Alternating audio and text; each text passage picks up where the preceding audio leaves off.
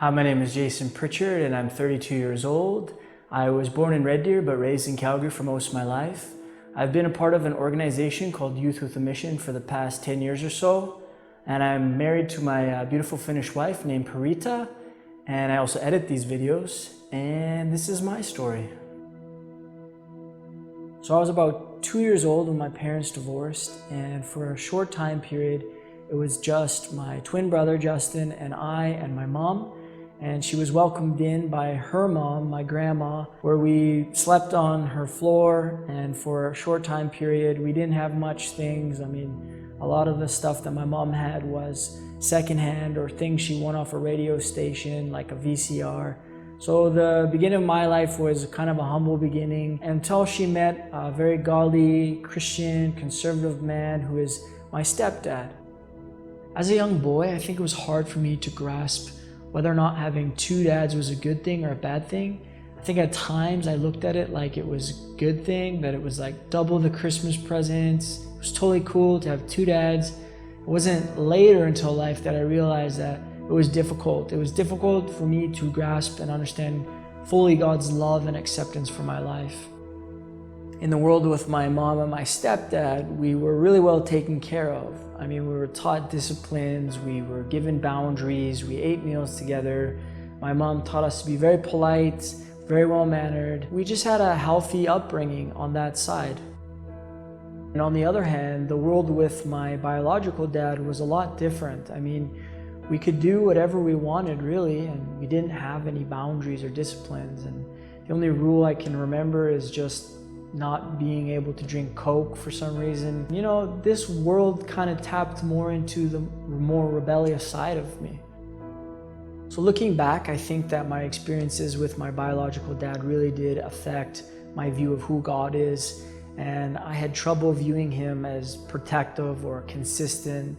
I saw him a lot more like my biological dad, who was harsh at times and upset and passive. And I found myself going down this like dark spiral as a teenager and full of destruction, and I just couldn't seem to get out of that. It got so bad to a point where my mom had to come and ask me if I wanted to go live with my dad, my biological father. And I remember thinking that this would be the end of everything I have learned that was good from my mom and my stepdad, and I would have to give it all up and it would ruin me. And so I refused this. And I felt God tell me that, Jason, you know, my son, you're not even good at being bad. Zooming forward, it was the fourth YWAM school where I felt that things really started to change for me. I, at the time, felt like my head was just buried underwater. And I came to some point in the school where I was reading the Bible, and I realized that, you know, I think I manipulate God. I think I use God to benefit my life, and I'm not seeking him out of a relationship, but I'm seeking what I can get out of it. And I also realized that's what I've been doing with people all these years. I remember talking to the founder of the school, and I asked him some random theological question, and he kindly said, you know what, Christianity, it's actually about a relationship. He kept it very simple. He said it's about a relationship with God. I had just missed the whole point. And it was around this time that my biological dad was actually passing away of cancer. And this was a pretty big deal for my family. It was miraculous because God had used my mom, who is his ex-wife, and myself to help lead him to Christ. And for the next few months, I had just been sitting beside his bedside, in and out of the hospital, and discipling him. One day, me and my friend had it on our hearts to call my dad, and we just wanted to let him know that he was forgiven. Again, it just kind of came out of the blue. And I said, no, Dad, do you know that you're forgiven? He just said, yes, Jason, I know I'm forgiven. It was ironic because the next day he actually passed away and went to be with the Lord.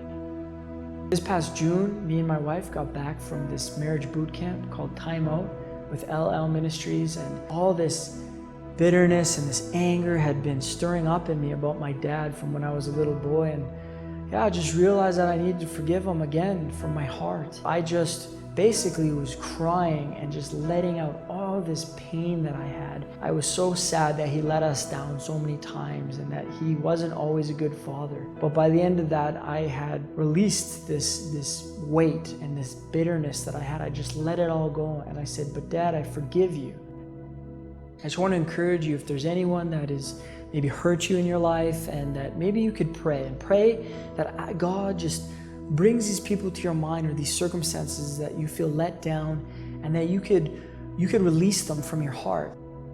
And as of today, I just feel a sense of freedom to not seek an approval that I already have. He's telling us that we are His children, and we are His sons and daughters, and that what He's just asking of us is to believe that we are no longer orphans, and that we are fully and accepted. Even when our earthly fathers or mothers didn't give it to us, He wants to give all the love that we need, and because of that, we can rest in the fact that we are sons of God and loved by Him.